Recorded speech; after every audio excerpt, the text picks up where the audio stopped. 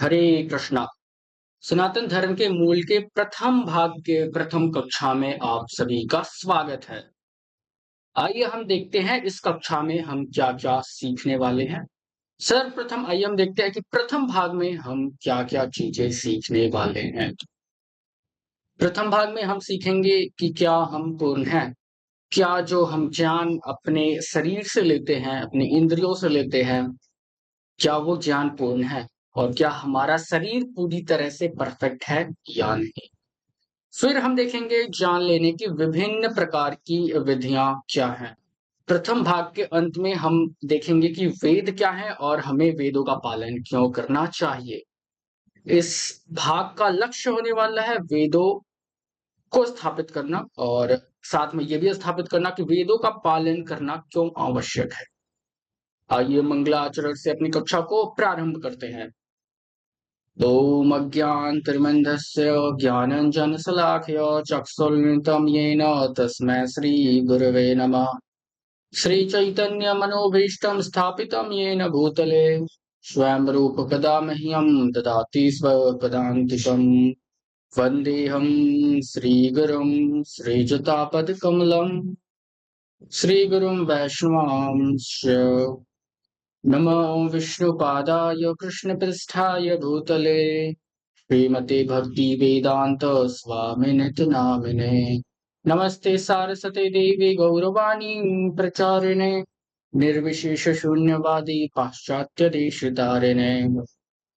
हे कृष्णा करुणा सिंधु दीनबंधु जगतपते गोपेश गोपिका कांत राधा कांत नमोस्तुते। तप्त कांचन गौरांगे राधे वृंदावनेश्वरी वृषभानुसुते देवे प्रणमामि हरिप्रिये। हरे कृष्णा कृष्णा कृष्णा हरे हरे, हरे राम राम राम हरे हरे। हरे कृष्णा। तो आइए अपनी कक्षा को हम इस प्रश्न से प्रारंभ करते हैं कि क्या हम पूर्ण हैं। इस प्रश्न का उत्तर है नहीं। हम पूर्ण क्यों नहीं हैं? कोई प्रश्न कर सकता है कि हमें तो सारी वस्तुएं, सारे ध्वनि प्रत्यक्ष रूप से दिखाई और सुनाई दे रही हैं, तो हम अपूर्ण कैसे हो सकते हैं? आइए देखते हैं हम अपूर्ण कैसे हैं।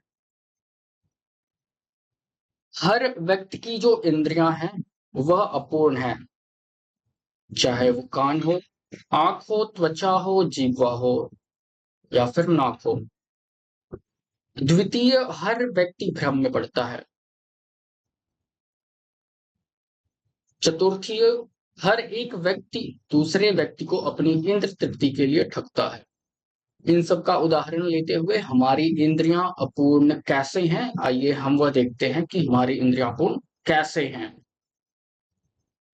हमारे नेत्र अपूर्ण हैं कैसे?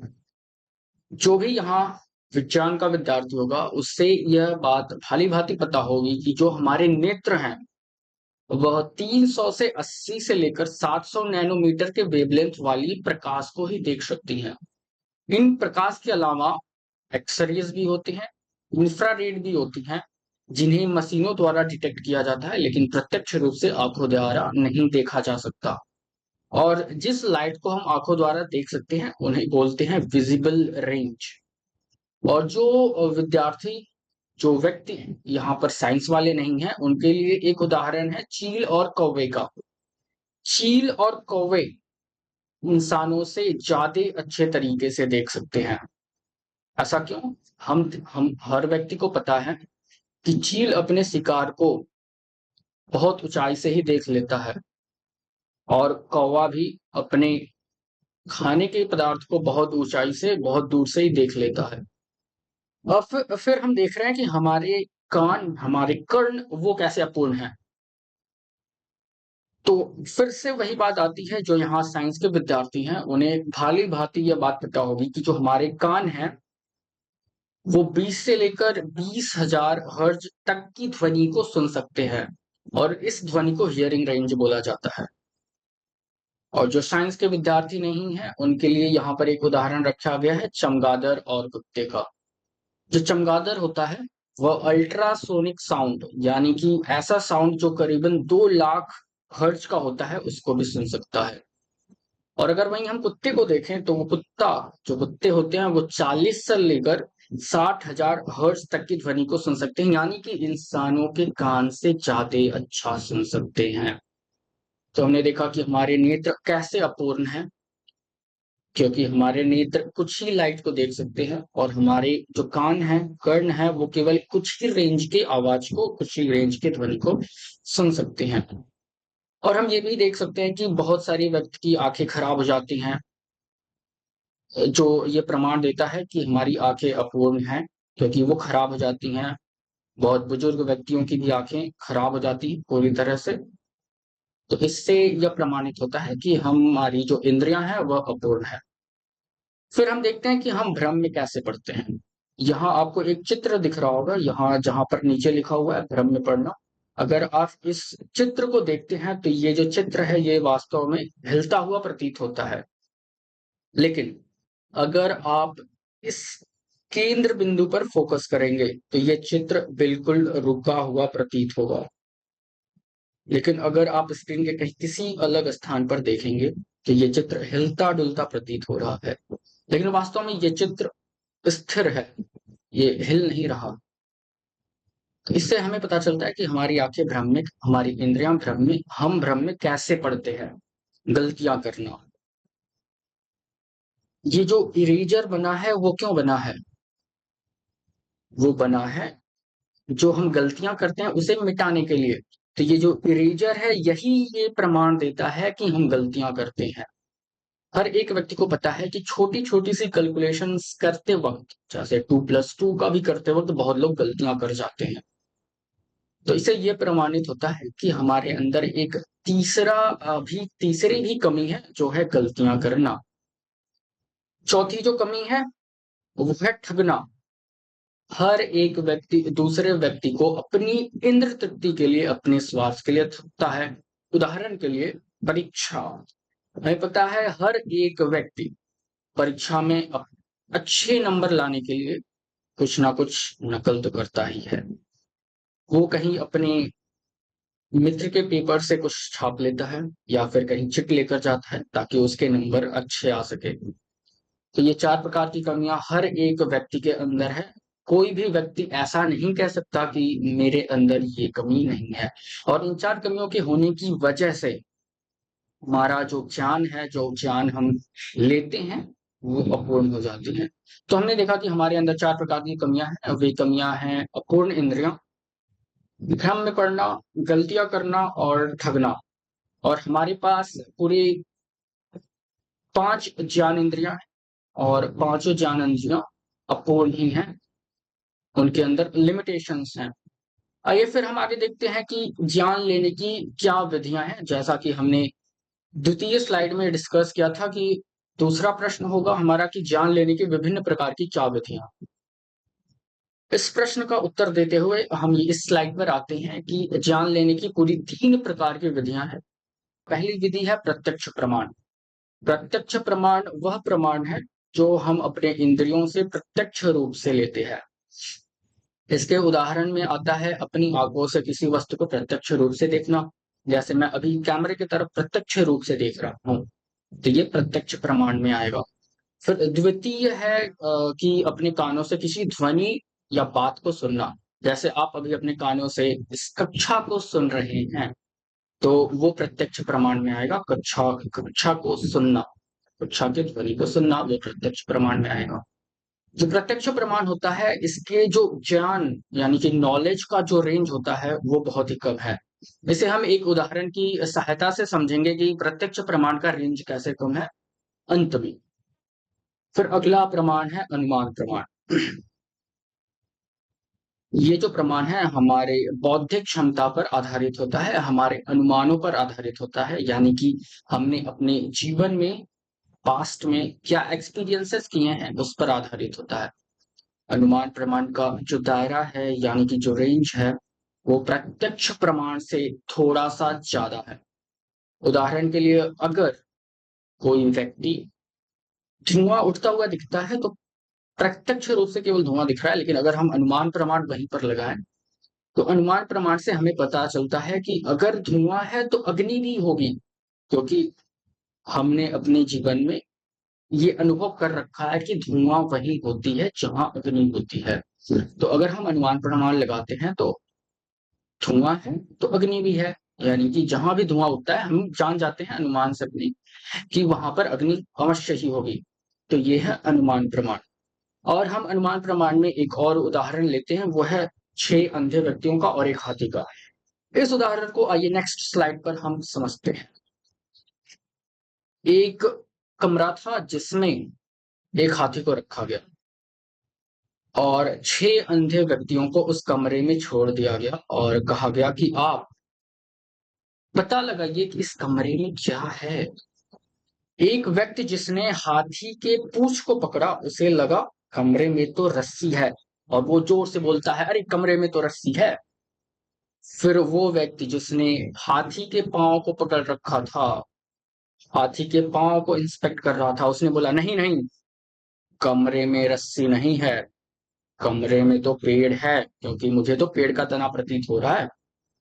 फिर एक व्यक्ति जो हाथी के दांत को पकड़ रखा था, उसने बोला, नहीं, यहाँ तो भाला है, मुझे तो भाला प्रतीत हो रहा है। उसी तरह 6 के 6 व्यक्तियों ने अलग अलग निष्कर्ष निकाला।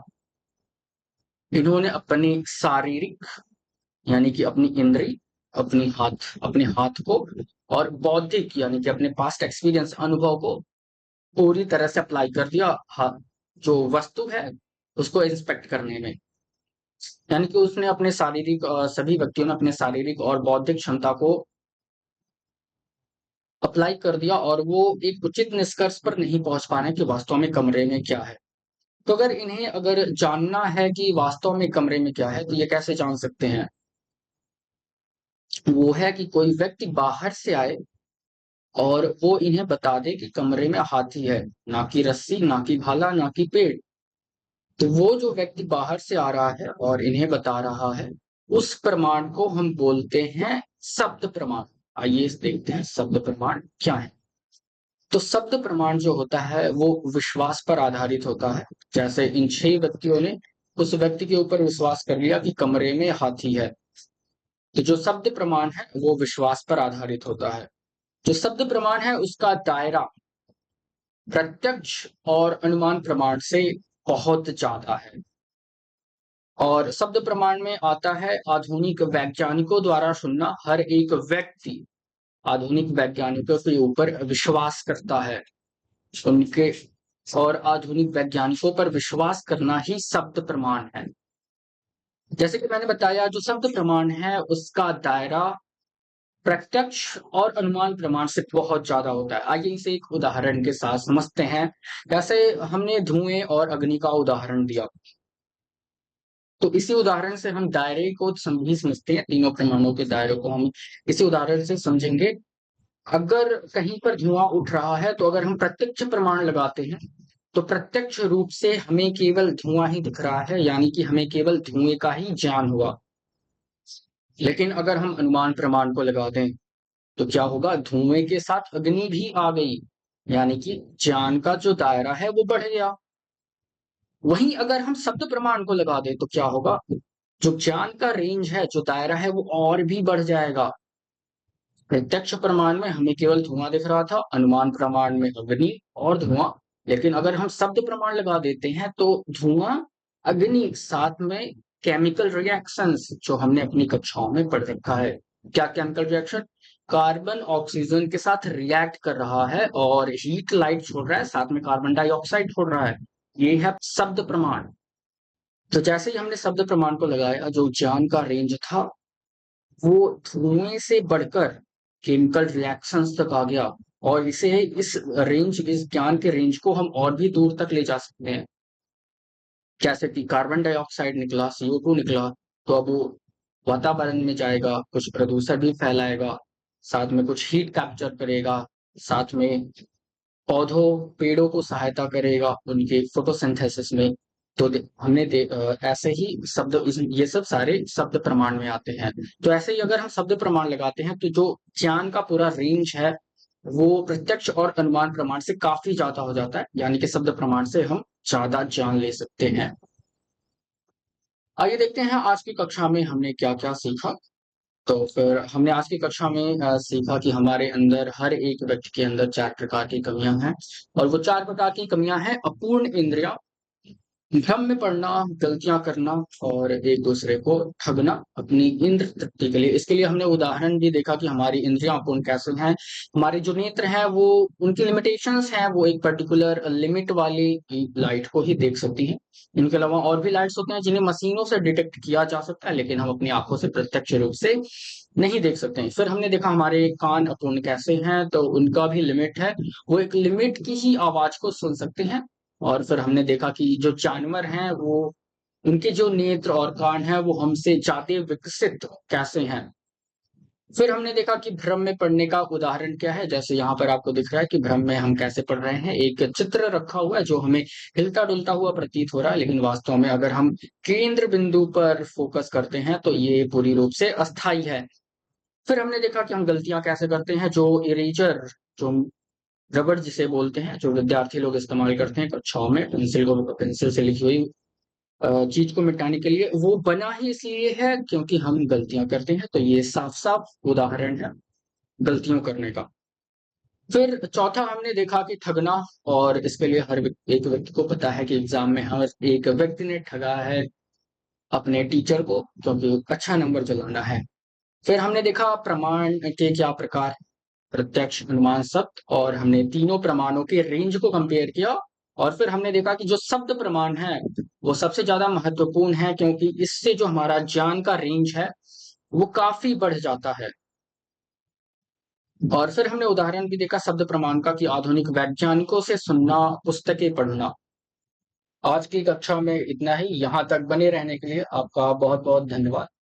अगली कक्षा में हम देखेंगे कि शब्द प्रमाण का हमारे जीवन में क्या महत्व है। और साथ ही हम और भी चीज़ें देखेंगे कि वेद हमारे लिए क्यों आवश्यक है। जैसे कि हमने इस स्लाइड में देखा कि वेद क्या है और वेदों का पालन हमें क्यों करना चाहिए। ये सारी चीज़ें हम अगली कक्षा में देखने वाले हैं। तो आप अगली कक्षा में अवश्य ही आइएगा। यहाँ तक बने रहने के लिए आपका बहुत-बहुत धन्यवाद। हरे कृष्णा।